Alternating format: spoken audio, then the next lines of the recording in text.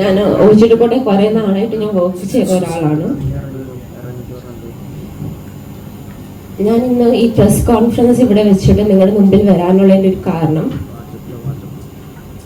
Social media പ്ലാറ്റ്ഫോമിൽ അബ്ദുൽ ഹക്കീം എന്ന് പറയുന്ന ആള് എൻ്റെ കുറച്ച് ഫോട്ടോസ്, വീഡിയോസ്,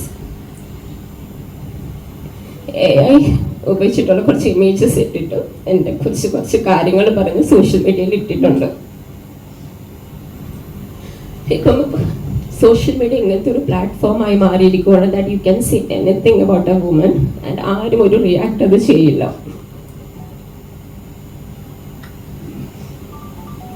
ഞാനിത് ഇങ്ങനെ ഒത്തിരി ഗേൾസിന് വരുമ്പോൾ ഞാനിത് അനുഭവിച്ചതാണ് പേഴ്സണലി. അവരവരുടെ ഫാമിലിയുടെ ഇമോഷണൽ സ്ട്രെസ്, ആ പെയിൻ, അത് ഒരാൾക്കും അത് മനസ്സിലാകില്ല, അനുഭവിച്ച ആൾക്ക് മാത്രമേ അത് മനസ്സിലാകൂ. ഞാനത് അനുഭവിച്ച ഒരാളാണ്. ആ സ്ട്രെസ്, ആ ഇമോഷണൽ ട്രോമ ഇപ്പോഴും എന്നെ വിട്ടു പോയിട്ടുള്ളത് അതുപോലെ ഉണ്ട്. ഐ വിഷ് ഇങ്ങനെ ഒരു മനുഷ്യനും അത് വരാൻ പാടില്ല.